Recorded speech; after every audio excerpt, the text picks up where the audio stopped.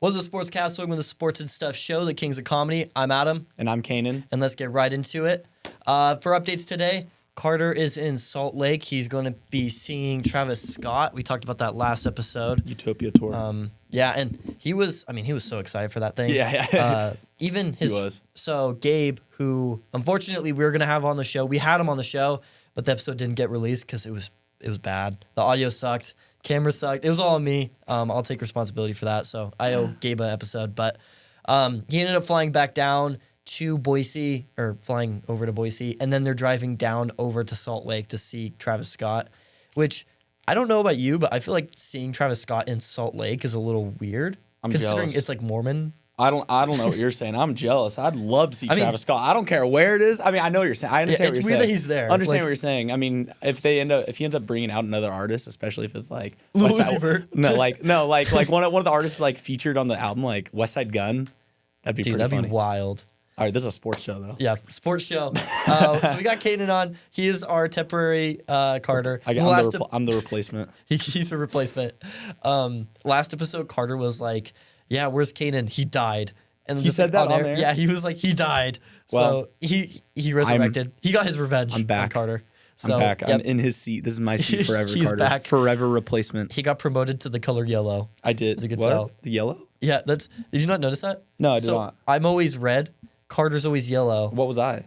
You were blue. So like we don't have a third color normally. So like when we do have a third person on, it's normally just like blue or green because those are the only mic colors that we have. Know. So Carter has to earn his way back up then. Yeah, he has to earn his way back to yellow. Got demoted. Ooh, man, that's unfortunate. Tough. Yeah, all right, let's get into it though. Starting off, I mean, I kind of briefly mentioned it last episode. I'm a big Broncos fan, and today is Tuesday. I don't know when you're going to be watching this, but today is Tuesday, right after the Monday night victory, Broncos over the Bills. I am ecstatic, even though it was a very ugly game for both sides. Yep. I'm not saying we deserved to win it, but the Bills didn't deserve to win it either. So I don't know how I feel about that. A win's a win. We're 4-5. We are. I'm part of the team. We're 4-5. But that creates a topic of AFC playoff race. There are 1, 2, 3, 4, 5, 6, 7, 8, 9 teams within one game of that 7 seed. Those teams include the very bottom of the list is the Broncos, unfortunately, due to, I think it goes to plus and minuses, whatever. Goes the Broncos at 4-5, Jets 4-5, Chargers 4-5, then Raiders 5-5, Bills 5-5, Colts 5-5, then Bengals 5-4, and then the Texans hold the 7 seed right now at 5-4 as well. And that's wild, honestly. That many teams fighting for that one wild card spot. I mean, and then the next spot is 6-3 Dolphins, if I'm correct. But that we don't know what's going to happen in the AFC. AFC's going everywhere. I mean, NFC's kind of making its pieces together. AFC, no clue where it's going to go to. I sure hope the Broncos end up finding a way to pull it out. My hope is Broncos, Texans, and Bengals. That was my 3 I said. Mm-hmm.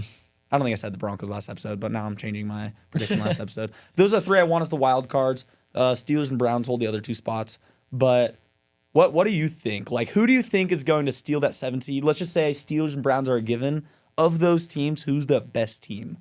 You know, if you would have asked me beforehand, I think I would have said Bills just off of sheer history from last year. And this kind of just goes off the topic of like yesterday's win as well for the Broncos. I don't know if it was the Broncos actually heating up because I mean they beat the Chiefs last week. I mean that's 3 in a row. Yeah, and I know we were trashing on Russell Wilson and Sean Payton, but I mean I don't know if it's them getting hot or if it's the Bills plummeting because Bills have dropped games that they shouldn't have this year, and which I'm going to be honest, that was a game they shouldn't have lost, especially with the Broncos. Like they've kind of just been in this weird bowl, and the Bills they've been the Super Bowl favorites for the past couple of years. Well, yeah, and we'll definitely get into the Bills issues later, but I'm gonna stick with the Broncos while I can. I mean, their defense ever since. I do not want to talk about that Dolphins game is a bad word in this set, so we will never talk about the Dolphins again. But ever since 70? 30-70? 20. 20-70. Again, bleep that out. But that ever since that game, Broncos defense just turned it around. I mean, I know we lost the Chiefs. That was one. I believe we lost the Chiefs the following week, 8-19. still holding the Chiefs to 19. Yeah, but you also beat them again, so you split it. So we lost the Chiefs. Now we're at this point, we're 1-5. At this point, I'm like, all right, Caleb Williams time, trade Russell Wilson, trade everyone. But then season turns around. I mean, I wouldn't say it turned around actually after the Packers game. Packers suck. But beat the Packers 19-17. 17 points again for a defense, very good. That Packers offense is iffy, but still holding them to 17 is good. Then the Chiefs, 5 turnovers. Like, okay, I don't know what the defense coordinator of the Broncos, Vance Joseph, I don't know what pep talk he gave the Broncos after that 70-point loss, 50-point loss to the Dolphins, but it worked. Broncos defense looks like it has the last 7 years. Well, I mean, like, if you think about it, if you get that humiliated on live television, there's got to be some changes. Like, they've got to be in there, and they've had to, like, because you played football, I played football. Yeah. Like, when you have an embarrassing loss, you get yelled at because you're like, this was something that you shouldn't have happened. And it's not just a thing like, oh, you're not going to forget it. It's make sure this doesn't happen again. And I think that's, I mean, obviously it's easier to say that than to actually do it. But to your point, I definitely think that that's something they've.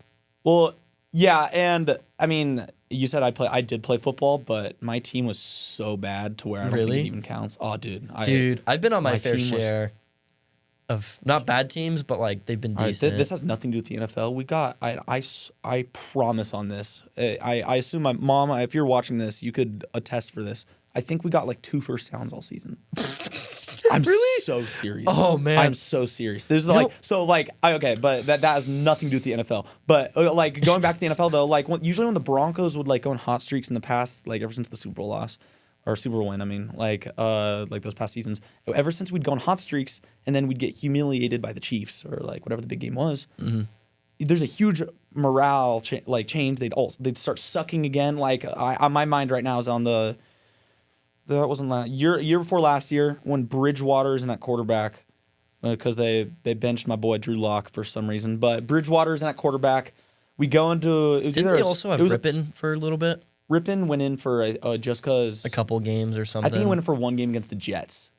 But I thought he did good for one game, and then like he went in the next game and he sucked, and everyone was like, for the one game, was like maybe he's good. He only went in the game against the Jets because Locke was hurt. This was before Bridgewater. I think this is the year before that. My timeline's all jacked up right now, but all I know is that was Jerry Jeudy's rookie season because that was Jerry Jeudy's first touchdown ever he caught. But he did all right. He had 300 yards, 3 touchdowns, 2 interceptions, something like that. But I don't know. But back to what I was saying, though, the Bridgewater thing, the Broncos were in the playoff hunt. I think they're tied with the wild card spot. So they're sitting at this is before the game change, or the wild card change. So they're sitting at the 7 seed, if I'm correct.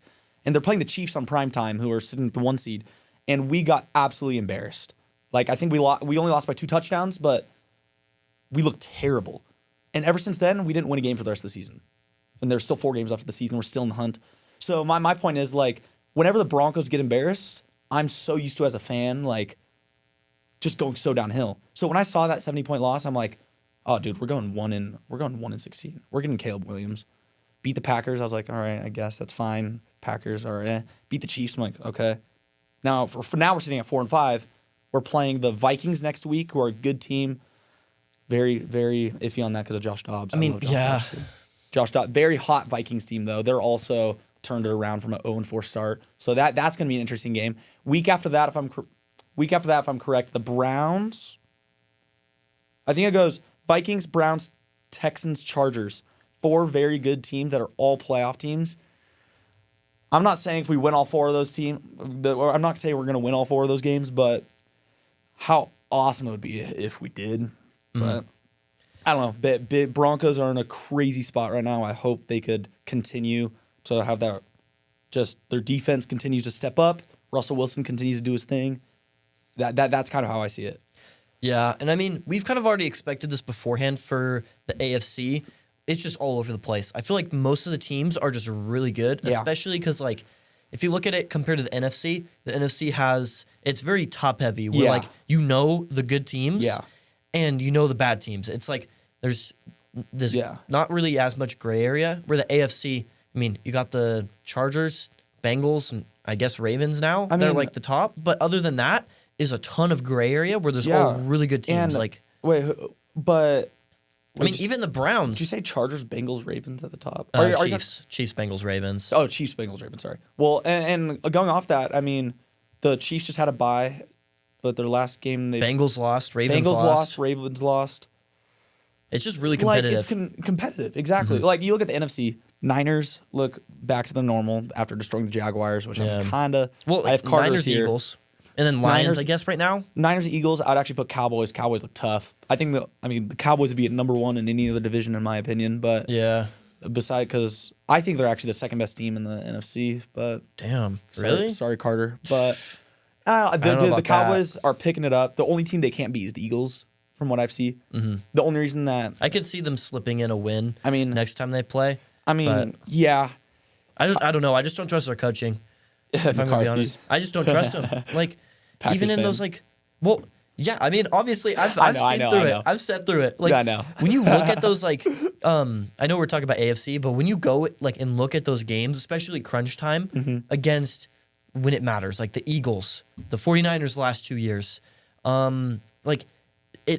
you can tell it looks like they're in scramble mode and they don't know what they're doing and they know they're going to lose. And you just know they're going to lose because they've always folded under that pressure. And I think that's a coaching thing. You're right. The Cowboys are known for that. But this year they just look They always say that. I know that. They always say that. I hate the Cowboys more than the next person. Cowboys are arguably the most hated team in the NFL. And I hate them. I really do. I like how Micah Parsons goes on a podcast every day and talks crap about every other team. So I'm like, all right, you lost the Eagles, and goes on to talk crap about the Eagles after they lose. Like, what the heck? Like, I hate I hate the Cowboys. I do, but when they are on their crap. Sorry, I don't want you to have to edit all the cuss words. Yeah, trust me, fine. I'm doing it for you. But if they have it all going for them, they look so good. The receiving core is crazy. Always had a good O-line. They got a good running back, even though they don't really give it to him. They have a good running back. Dak Prescott just had 400 yards? 400? Somewhere. I don't know if I'm tripping. I think he just had 400. But Dak Prescott just went off. Don't even get me started on their defense. They got arguably the best pass rusher in the NFL. Arguably, because I know he's not, but he's argued to be. A great corner who has been all-pro. I think he's overrated, Trevon Diggs. But they have a really good team. And I don't know. It could be the same old. They blow it in the wild card against a team because they do something crazy on the last play of the game. But I would not be surprised they do make a run. But please don't quote me on that because I know they're not, and I know they're going to fold under pressure. So that's all I got to say with that one because they're notorious for that. I know. And back to AFC. I mean, I think it's really tough to predict. Like, 'cause I could see any of these teams going in to the and slipping into the final spots of the playoffs. Right now, if I had to throw it in, I mean, I want to say Chargers, but I could see a scenario where they fall. Yeah. So I would have to say Bengals Texans. I think Bengals maybe Steelers first. Pulling out, Browns dropping down. I don't trust the Steelers. I think they're frauds right now. You low-key. I think. Who's the other team that you said? Steelers are 6-3. Browns are 6-3. If I'm correct, I don't Steelers trust are the Browns either. I mean, Browns have had some impressive wins. I just don't trust them. I could see I wouldn't be surprised if they didn't. Yeah. If they made it in the playoffs, I wouldn't be like, oh, this is a shocker. But I don't know. I think the Texans, they've kind of figured it out. They're really exciting. Yeah. CJ Stroud, I mean, say how you want. He looks like the real deal right now. Arguably in the MVP conversation at this point. Very arguably. That'd be wild. Second time in history, could be the second time in history a rookie won MVP. If I'm correct, first time being Kurt Warner? Something. I don't know. I low-key want to look that up because I don't want to be wrong on air again. Brian Dable. I don't want to be wrong on air again. I was flamed in the comments for that. But looking at the list too, I mean, Browns. I don't like the Browns, but they are very good. I'm gonna be honest. They have arguably best defense in the NFL. Their offense is the thing that's holding them back. Me. But the thing that has me like, okay, they can still figure it out, is because they have Deshaun Watson under center, who, besides his, let's put the last 2 years beside him. He's a crazy in that Texans situation. He's just a really athletic, very athletic, player. Very good quarterback. He was up there in MVP conversations with the Texans. Very good quarterback, very talented. And yeah, he had his scandals, but I mean, they have a good receiving core.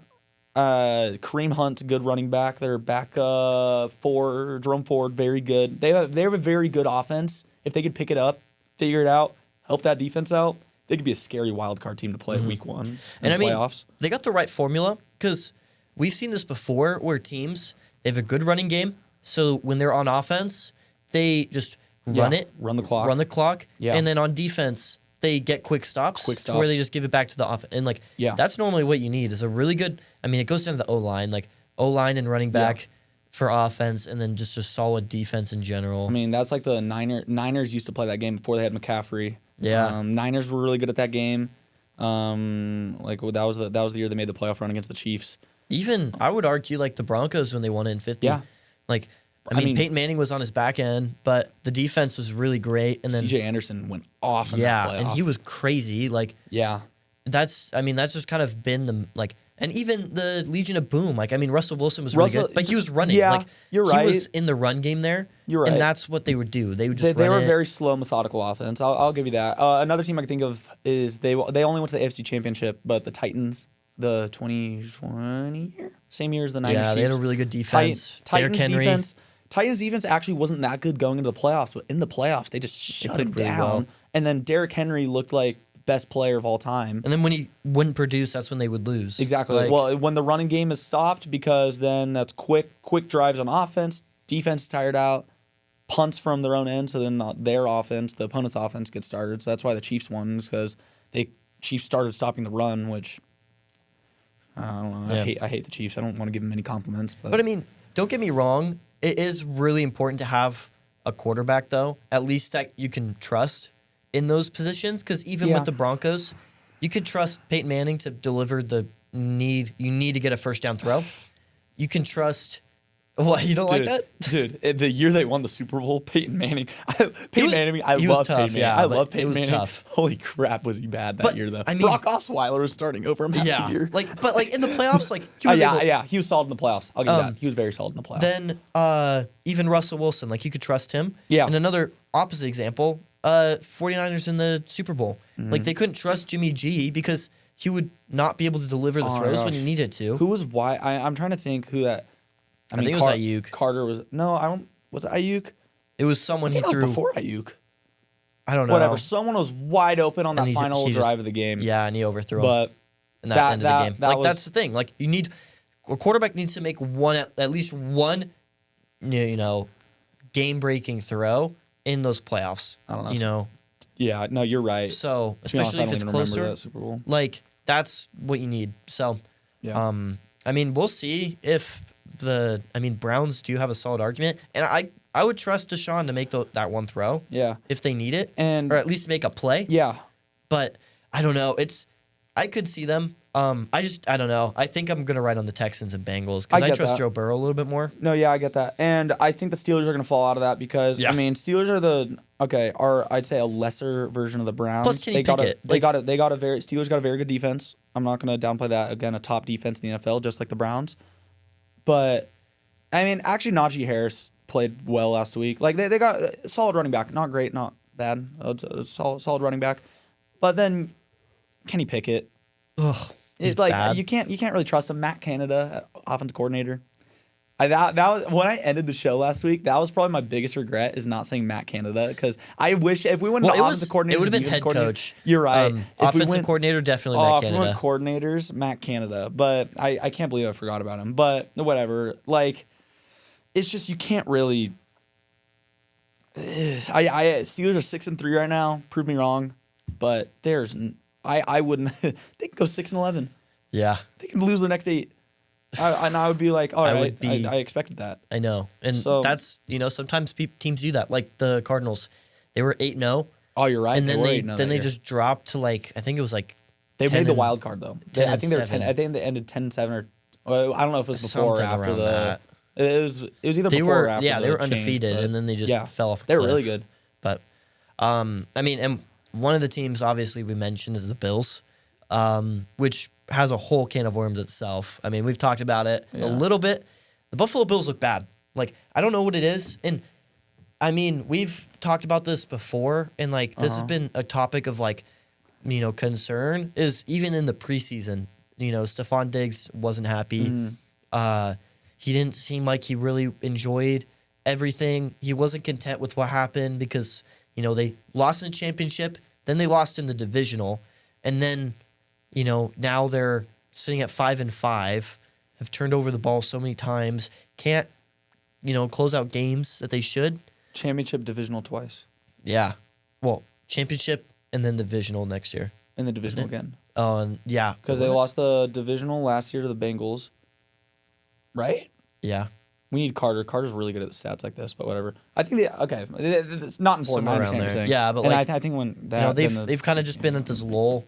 And obviously, I mean, you talked about this off air a little bit. Or Trayvon Diggs. His tweet. Yeah. Let me talk about that's a topic on its own. Let me real quick get to my last team that I'm actually going to talk about in this list. This is a team I do not like, but they just have a cool story, so I'm going to talk about them. Raiders. There's no way. Fired their head coach. New guy comes in. I'm not going to lie. I totally forgot his name. It's like I totally forgot his name. It's their defensive coordinator, isn't it? Yeah, defensive coordinator. I totally forgot his name, if I'm being completely frank, but you're killing it.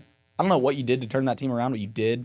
Well, and seeing Devontae Adams happy on that team is very weird, but they have a solid squad. They have a rookie quarterback under center who's actually playing pretty well. He killed it during the preseason, and they just culture change. So they're sitting at 5-5 right now, one game behind the Texans. They could. They really could. I don't like them. I'm a Broncos fan. They're in my division. We play them twice a year, and low-key, they've been dogging on us the last 3-4 years. But they have a cool story. So that's another cool team to keep an eye on. I don't know if they're going to keep up. I don't know if this is just a fluke 2 games with the intern head coach, but just a cool thing to keep an eye on with the Raiders. One thing I was told a while ago, and it's almost held true ever since I heard it, is teams play their best games right after their head coach gets fired. And that's been the case for the most part. So most teams, right after their head coach gets fired, wins the next week. That was like the Colts last year. Jeff Saturday. And even before that, the Raiders, when they fired John Gruden, they won. And it was everyone's like, maybe they're good. Last year, Broncos, Nathaniel Hackett. I think they won 2. Yeah, and like that's the thing. It's like people, they get in this weird lull where they think teams are good because they win for the occasional like next game. And that was with the Packers too. Like when the Packers fired McCarthy back then, I was like, oh, we're going to lose out. And then we obliterated the Falcons, which we had no business doing. Yeah. But I don't know what it is. It's just kind of that motivation of like maybe they're just sick of them in the building. So like finally we're free. And if you could keep that motivation going, it's so early in the season. I doubt it because I mean it's How kind cool of just like though? that.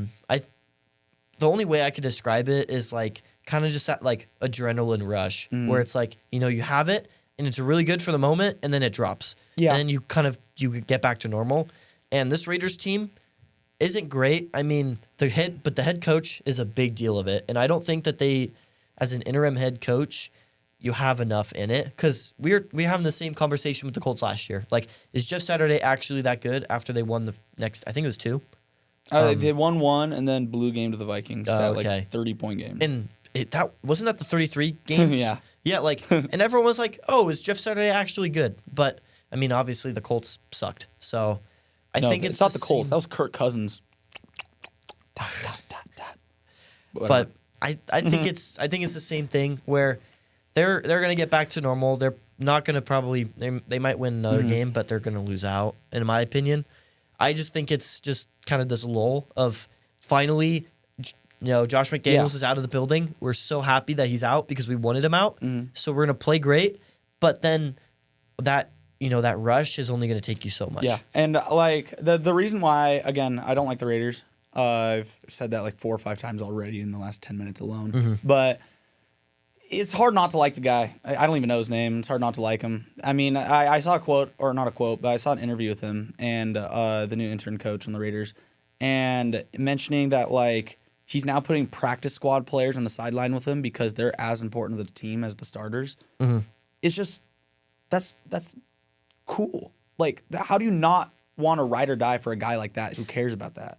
Yeah, Like, it's just a that is culture true. change. I mean, it's just a culture change. And if he can continue to, I'm not going to say make changes, but, like, keep that culture, like, at the end of the day, the playoffs are about who's the better team. But when it comes about getting into the playoffs, it's about who's hot. If the Raiders could stay hot, they could make a run into the playoffs. Very possible. It's possible. It's tough. It's a very possible, and it's a cool story. That's it's why also mid-season. Like, it's if a mid where we have 8 games left. Anything can happen. They can lose the next 8. So I mean, well, it's an interesting storyline to see. I don't have any faith in the Raiders past these games. But I mean, who knows? Yeah. I guess. But but I mean, back onto the Bills. I mean, they're a mess right now, if I'm being honest, and I'm smiling because Broncos play a part in this. But they've lost 3 of their last 4.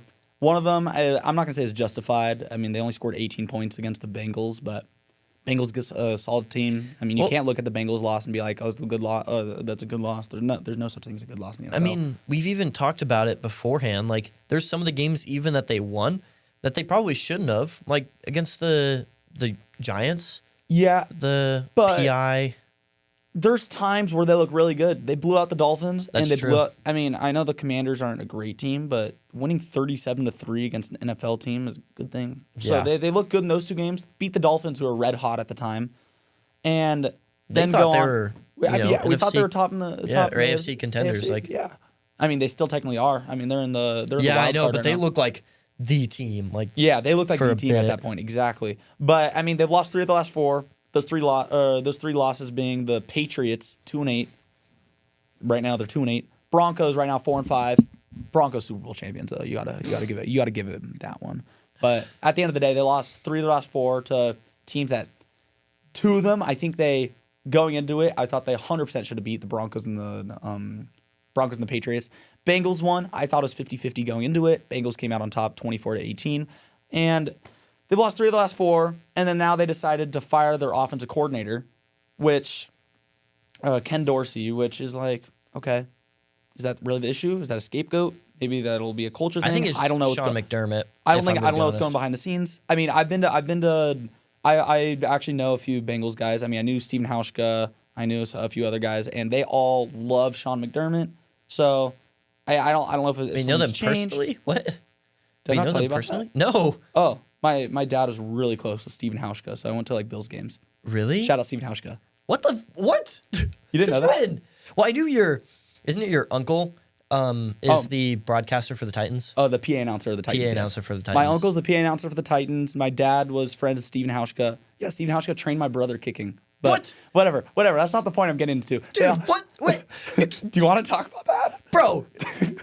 What? Oh. Good. Cool. I like how you just casually dropped that too. I thought I mentioned that to you. That's no, why you've I casually never dropped mentioned that whatsoever. Oh, like, well, even when you just as I was saying before the camera decided to die on us, it didn't even die. It was something he The cut. explained that Yep. same. It sounded the camera cut. sounded like it was smart, so I'll rock with it. But as I was saying, yeah, Hauschka. I mean, I've met him a few times. My dad's close what in friends the with him. world? He trained my brother. But not the point. I've been to lots of I think 3 or 4 Bills games in Buffalo. Really really cool atmosphere. But they all loved McDermott. He was new at that time when I'd go to the games. I think the second time, third time, whatever it was. They loved McDermott. Very good coach. I mean, he obviously turned Josh Allen to what he is now. Which is I think that was Brian Dable. I'm not gonna lie. double. Sorry. Double. Sorry. Brian Dable made him the Did Bill. it. But you could argue that, or you can even argue Stephon Diggs because I mean, Stephon Diggs. I actually want to talk about Stephon Diggs real quick because his brother Trayvon Diggs, if you don't know, cornerback of the Cowboys, who I mentioned earlier, posted on Twitter, word for word. I'm reading off the thing right now. Man, 14, got to get out of there. So something's going on with Stephon Diggs with Buffalo. He's not happy. Either that or his brother's just not happy with him being there. And I mean, I saw something online too. And Stephon Diggs pulled up to Buffalo in Josh Allen's 3rd year. And everyone knows his first 2 seasons, Josh Allen was not that great. And then 3rd season, he broke out with Stephon Diggs there. 4th season did great. 5th season is what we're now. No, we're in 6th season, 5th or whatever it was. But So now the narrative's going around where Stephon Diggs or Brian Daboll made Josh Allen who he is now, and now Daboll's out. Stephon Diggs is unhappy. So, when you're playing unhappy, you obviously don't produce the numbers that you should be producing. So, we've seen this before with Stephon Diggs where he kind of throws his little tantrums. And, that's most receivers in the NFL. Like, that's how he got his way out of Minnesota was because he thought that he wasn't getting enough receptions. That was when Thielen. Thielen broke out that year. That was a cool year. And he was mad. And then I think he was there 1 year with Justin Jefferson. No, he wasn't. He wasn't? Thielen was wide receiver 1, and then they drafted Jalen Reagor. And then found her with Justin Jefferson. But, he kind of just, complained I'm his so way. stupid. No, cut that. Jalen Reagor was not drafted by the Vikings. Please cut that. Yeah, I'll cut that. He was drafted by the Eagles. Yes. Okay. Well, he ended up on the Vikings eventually. So, yeah. But I don't know. I think obviously you got to assume that Trayvon Diggs and Stephon Diggs are talking to each other about it. So he obviously knows more about the situation than at face value, like we would. But you got to take it with. He's obviously unhappy. Obviously there's not much that they can do right now unless they cut him, which would be stupid. So he's got to have to at least play it out the rest of the season. I strongly doubt because Odell Beckham Jr. when he was on the Browns, same thing gonna happen where it was just a ton of news that he wanted out. But I think this is different because I think Odell Beckham Jr. was making more waves of it. And I think that it was just they're flopping way too much. Like the whole team was just falling apart, so they just cut him. Well, what I find so weird is the Bills aren't a bad team. They're a good team. Like, what is Stephon Diggs trying to join the Eagles? I know. Like they've gone to the divisional 2 years in a row. 3 years ago, they went to the championship. They're a solid team. At the end of the day, Diggs, if that's true, if he's actually being a diva, I'm not going to accuse anyone of being anything. But if Diggs is actually being a diva, then what the heck? You're supposed to be a top receiver. You're playing with arguably the top quarterback, arguably with one of the top teams. Why, when you start going through adversity, are you going to quit out in your team?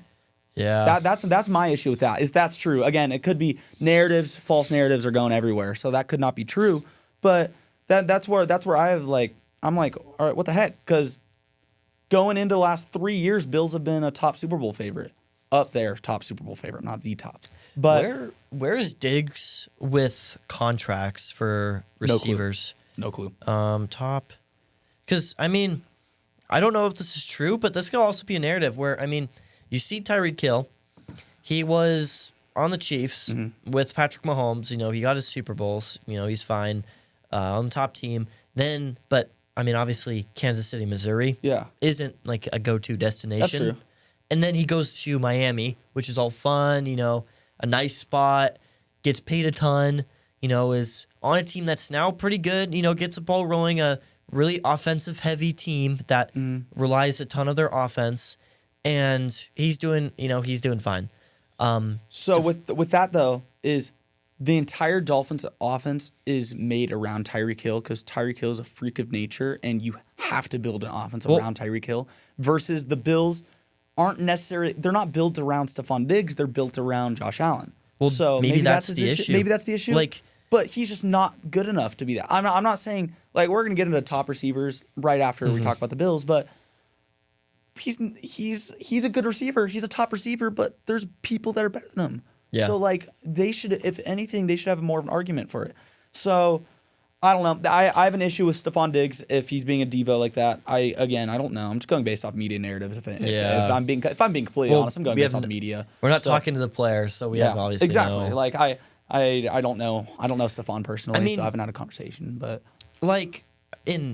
maybe that's not all that hard to believe that he does want to leave and does want to be because personality wise, it does seem like that's what he wants to be be the person. Obviously, he's not that on the Bills because that's Josh Allen. Yeah. But if you look at, Miami, it is Tyreek Hill. He's like the guy. Yeah, exactly. And I think he should be MVP. Miami's like a fun place to go. Like Buffalo, it's on the opposite side of New York, the state of New York. It's not in the New York City side. It's like the complete opposite. Like, I mean, obviously it's closer than other places, but it's not that nice of a destination. It snows all the time. Same with, Minnesota. Minnesota's all right. Like, I would say it's arguably a better spot than Buffalo. I'm gonna play devil's advocate. I've been to Buffalo. Buffalo's beautiful. I know, but like if you're like a big star, like Oh, dude, Minneapolis versus Buffalo. Okay, well, I mean, maybe we're just different in that. I love like country and stuff. I know, but like if you're like a star like that, like If I got money, I'm taking me, my family, and my loved ones, and we are living in the middle of nowhere. Really?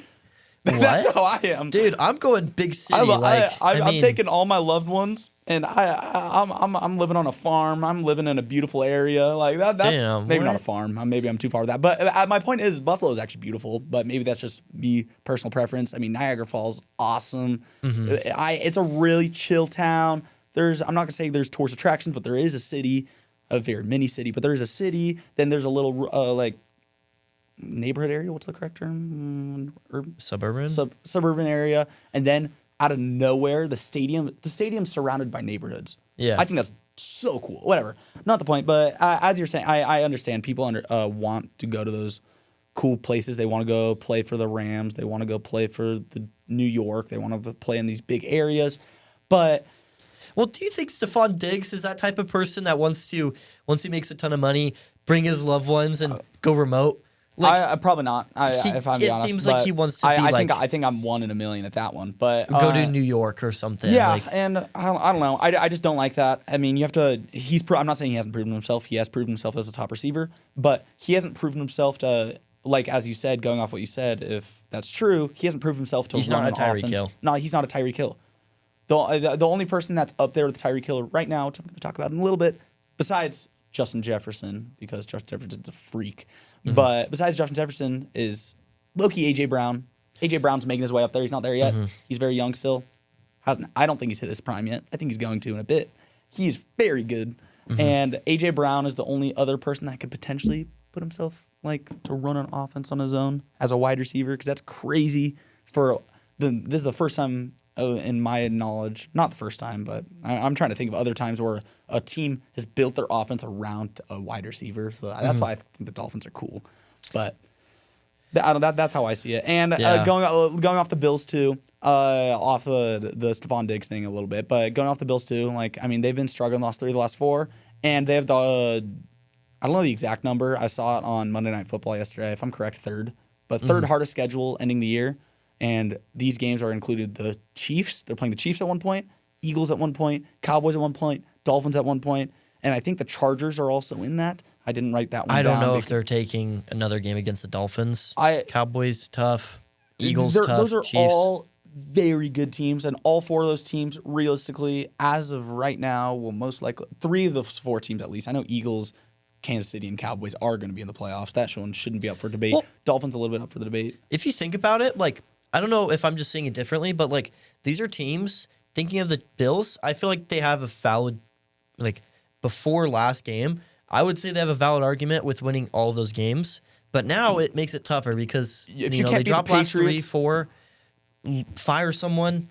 Obviously, it seems like a dumpster fire if you have to fire someone. All teams like scapegoats. I'm not saying their offense is definitely underproduced ever since the Miami game.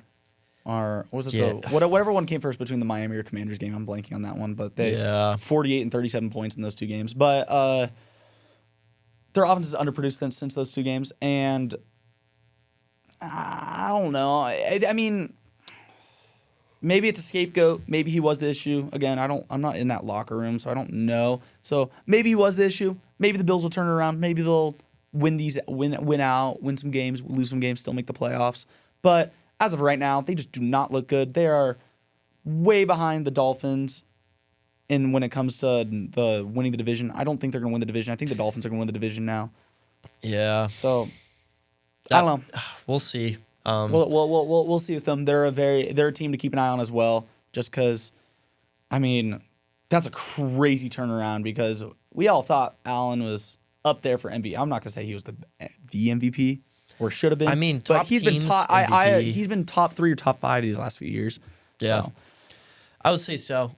So that's just very weird because just 2 years ago, 3 years ago, whenever it was the Chiefs Bills divisional, arguably the greatest football game of all time. That was cut short because of overtime. Josh Allen looked like the best player of all time in that. So it's like it's so weird to see this Bills struggle because we were all high on them going into this year. If I'm mistaken, wasn't that with Brian Dable? Yeah, it was Dable. Yeah, like I mean, it could be. I mean, double could be the relying factor on Josh Allen's success. Maybe they could actually make it to the Super Bowl.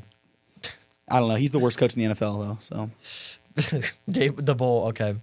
I'm not talking about that. Shifting gears, I think this fits pretty well with. We're talking about receivers. We're talking about Tyreek Hill in his scenario, and Stephon Diggs. So, where does Stephon Diggs rank in your top 10 currently? So I made right before we started this, I went through all the receivers in the NFL, and I made a top 10. I had 5 honorable mentions, and before I get into that, Justin Jefferson and Cooper Kupp are not listed due to injuries. I did not.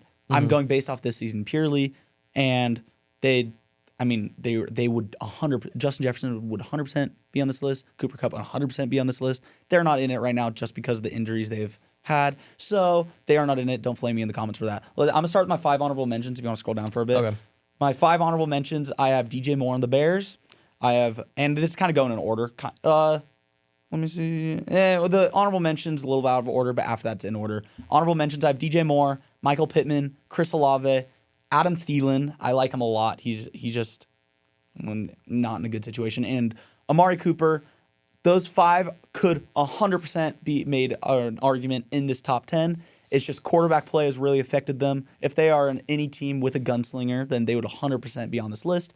But right now, they are not. I mean, the only one that I'd say is the closest to it is Amari Cooper. But again, those are 5 really good wide receivers that just didn't quite make the cut. All right. Don't be mad at me for this one. Number 10. Now, I'm a little biased on this one, but gosh, he looked good. I'm going Courtland Sutton as a top 10 wide receiver in the NFL.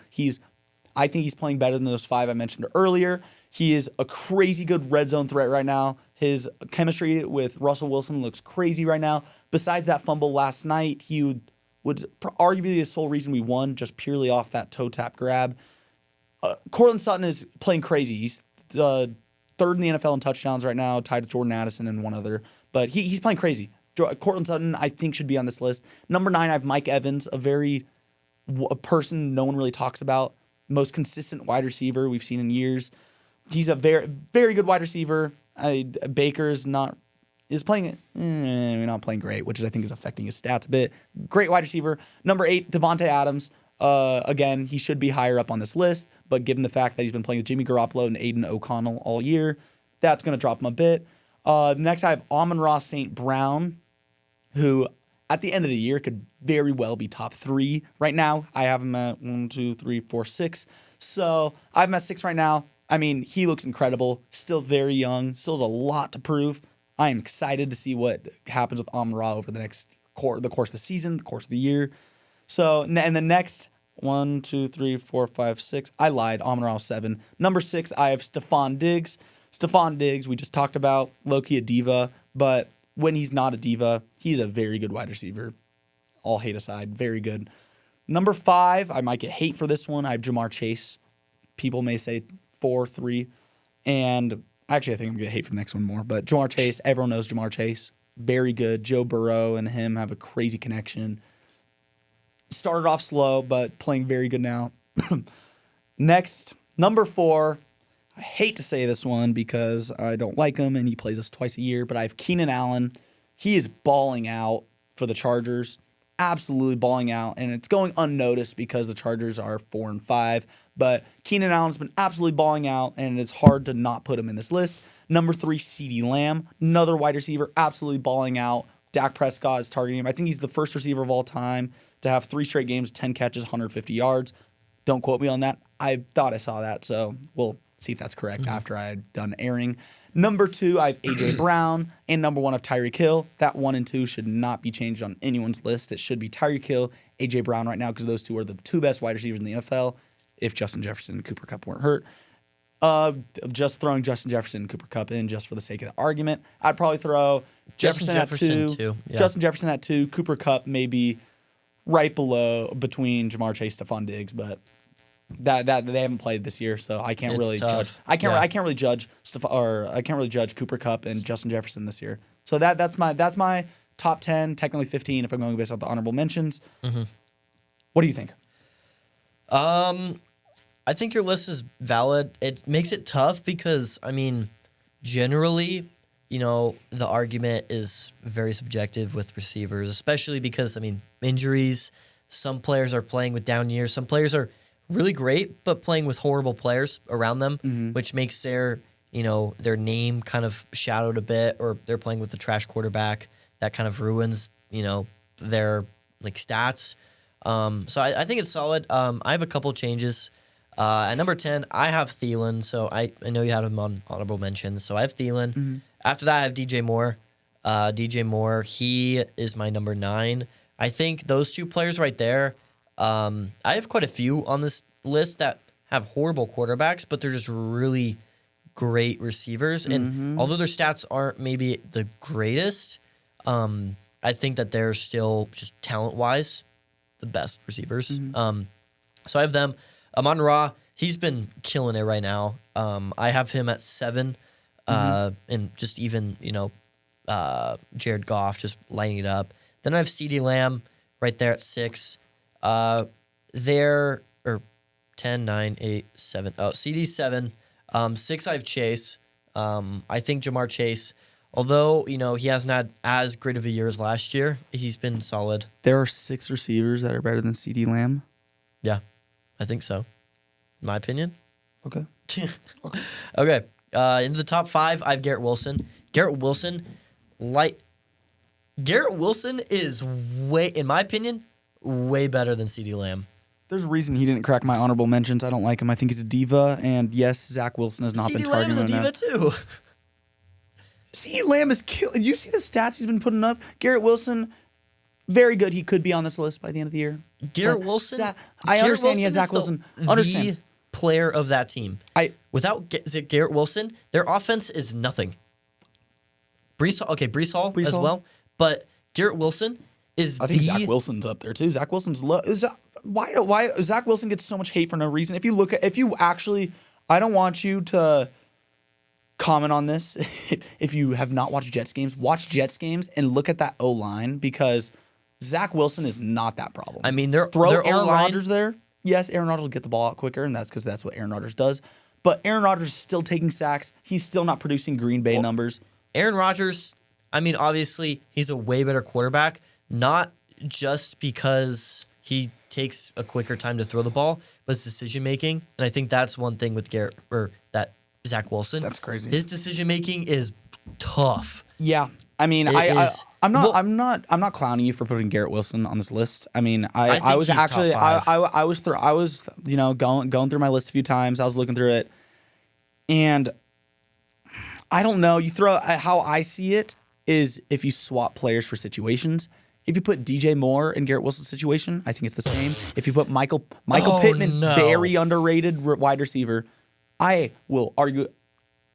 Garrett Wilson's carrying that team right now on offense. Like, he is like Brees Hall's been battling injuries, so he can't say he's been carrying the team. Zach Wilson, their defense for Garrett starters. Wilson has been lights. Like, Garrett Wilson has been great. If you put Michael Pittman on that team, he's not going to do as well. I love Garrett Michael Wilson. Pittman so much. He's not going to do tough. as well. He gets no media coverage at all. Michael Pittman, I am a fan of your game. Keep it up because you are killing it. Okay, let's play hypothetical here. Hypothetical. I think talent-wise as well, Garrett Wilson, if you had Aaron Rodgers continue this whole season, Garrett Wilson's leading the league in receiving yards. It would be tough with Tyreek Hill. No. But Garrett Wilson, he would be leading the No, league he in would receiving not. yards. Tyreek. Okay, think about it also with this way. Aaron Rodgers, when he was playing, he was making, Devontae Adams, because that was his sole receiver, was getting top receiving yards. Before that, Jordy Nelson. Okay, he was him get top receiving yards. Let me get this straight though. Yeah. The game has changed since then, but B, The top 2 in wide receiving yards right now is Tyreek Hill and A.J. Brown. They both have 1,000 yards in 9 games. So you think Garrett Wilson is averaging more than 100 yards a game? I think so. I mean, who else is he throwing to there? Like that's not my point. It's hard I to know, throw a but- ball when you have no one blocking also for Garrett them. Wilson. I mean, he was doing that with Devontae Adams, who's getting double covered. Dog, Like, you throw prime Tom Brady on that Jets squad. Yes, they'd make the wild card, but they're not doing that great. I That think- Jets O-line is atrocious. I disagree. I think if you put Aaron Rodgers or Tom Brady on that team, Garrett Wilson's gonna get his yards. Again, He's no gonna Garrett get Wilson it. hate. Like I actually like I him. think I he's just top I just five. I just think there's receivers that are better than him. And maybe I am being disrespectful by not throwing him in the honorable mentions because I do not really like him that much. But I think Olave's better. I think Pittman's better. I think Thielen's better. I think Cooper's better. I know for sure you did not put Sutton on that list. I think Sutton I is did better. not put Sutton on this list. But I don't know. That's did you put Mike Evans on it or no? I didn't. I think Mike Evans is better. Like I don't know. That's how I see it. All right, keep going. And then number 4, I had Devontae Adams. Obviously, he's had his quarterback issues. He's still top receiver. I mean, he could catch triple covered throws, and he's done that. He's literally gotten. Yeah. Why are you? Sorry. raising your hand? I'm let you finish. Let me let you finish. Sorry. He's the epitome of, even though he's covered in ridiculous amounts of ways, he's still getting those catches, and that is a top receiver in my opinion. Is and he? He's getting those. If he's triple covered, he's still making those catches. I Didn't mean, he get like one catch the other Jimmy week? Garoppolo's. Didn't he get one catch the other week? Jimmy Garoppolo would be slinging it up, and Devontae Adams would be catching it, and that's also for just receptions. Was he he's catching not it? throwing it. Well, okay, I'm not blaming Devontae Adams for this because Jimmy Garoppolo sucked, but you can't make the argument that he's catching it if he's not catching it because he was No, not. that's- He's not necessarily catching it because If Jimmy you throw Garoppolo wasn't if you throw a throwing it decent ball near in him. triple coverage, he was doing that with Derek Carr too. And that's the thing is, if you're not throwing to a receiver, then obviously he's not going to get the catches. But Devontae Adams is up there, and he is a freak. So I have one issue with your list right now. You're missing either Stephon Diggs or Keenan Allen. Which one is it? Well, I have Stephon Diggs up there. Do you have Keenan Allen up there, or am I just doing the I don't math have wrong? Keenan Allen out there. I don't. Keenan Allen. I mean, maybe I snubbed Keenan Allen. I think he's still past his prime. I mean, obviously this year's been really great, but I just think we were doing this purely I off know, this but year. I don't know. I don't know. I just still feel Oh like Keenan my Allen is not on the goodness. list. I don't know. Oh my goodness. I want if you I- guys to hear this straight. Adam Bridges does not think Keenan Allen is a top 10 wide receiver in the NFL right now. I would say I have him honorable at mention top. right now. I have him at 4. I think he's a top 5 wide receiver, which may be debatable. He does not have him in the top 10. Okay, I just wanted to. sounds good. That's a wild thing to say. All right, and then do you have okay. Then Diggs, Yeah. 3. Then Brown, and then Hill. Wow. But I mean, I think I just don't like Adam Thielen or Keenan Allen. What do you Keenan not Allen. like about him? Do you not like the 11 catches, think- 157 yards, and a touchdown last week? I mean, he's obviously been great in these spurts, which I'm surprised Paul's about. stats. I just don't think he's gonna longevity wise keep it up because, I mean, if you would have asked me this 3 years ago, I would have said, yeah, he's definitely top 10. Mm-hmm. But last year he was completely washed last year. This year, I think, if Mike Williams is on that team, he's still number 1 on that team. Mike Williams, he was way better than Keenan Allen for the last 2 years. Okay. I'm gonna act like I didn't hear that. Let's Okay, read look at off. the stats I am between- looking at the Keenan Allen stats right now. Okay. I'm gonna go through each game. 6 catches, 76 yards. 8 catches, 111 yards, 2 touchdowns. 18 catches, 215 yards. 3 catches, 32 yards and a touchdown. 7 catches, 85 yards and a touchdown. 4 catches, 55 yards. 8 catches, 69 yards. 8 catches, 77 yards. 11 catches, 175 yards, 2 touchdowns. Right now, Keenan Allen is 4th in the NFL in yards behind CeeDee Lamb, A.J. Brown, and Tyreek Hill. Oh, that was my in that order list. Whatever. Keenan Allen is 4th in the NFL in receiving yards. When it comes to receiving touchdowns, he is tied at 3rd. But Tyreek Hill's 1 with 8. Cortland Sutton and Stephon Diggs and Jordan Addison have 7. And then there's Mike Evans, Keenan Allen, Mark Andrews, Romeo Doubs, A.J. Brown. And then that's when it comes to touchdowns. And then receptions, he is second in the NFL, or tied first with Stephon Diggs with 73. So he's first with the receptions, tied. I said it wrong, but whatever. He has the third. Well, he's third in reception. First in receptions. First in receptions. Sorry. Okay. First in receptions. Third in receiving yards. Fourth in yards. And tied at 1, 2, 3, 4, fifth in touchdowns with multiple people. I mean, obviously, how is that not top? Obviously, he's 10? produced. I mean, maybe he should have been in my top 10, but I just don't think. I mean, and I think that was with my list. It was more of a talent based and skill based. Obviously, Keenan Allen is a really great route runner, and that's why he's been able to produce because his route running is really great. But I just think, I don't know. I think right now, most of my list is players who haven't been getting the biggest yards. Like Davante Adams. Like Davante Adams is, talent-wise, probably should be up there as top 3 right now. Davante Adams, talent-wise. Okay, so before we wrap up the show, because we only have 1 minute left, I'm going to ask you this. Yeah.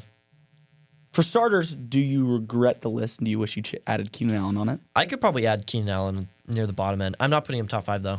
2, do you think Keenan Allen is better than Adam Thielen? Did I put Adam Thielen on mine? Yep. I put him at 10. I mean, I could slip him at 10. Right now, okay. I think Keenan Allen as well, and I mean, obviously you said this year, Keenan Allen before this last year wasn't that great. The year before that wasn't that great. Injuries, Adam Thielen man. Was pretty solid beforehand. You're right. Adam as well. Thielen's a very solid receiver. I'm not going to discredit him in any way, but I just think, I don't know. Keenan Allen, maybe right now he's top 10, but I don't know. By the end of the year, I don't think he is. Okay. I don't know. I guess it's opinion based. But yeah, that's all we have for today's episode. Thank you again for listening to Sports and Stuff. Make sure to catch it live on YouTube every Wednesday and Saturday, and on every podcasting platform after the show has gone live. Thank you again, and we'll see you in the next one. Peace. Peace.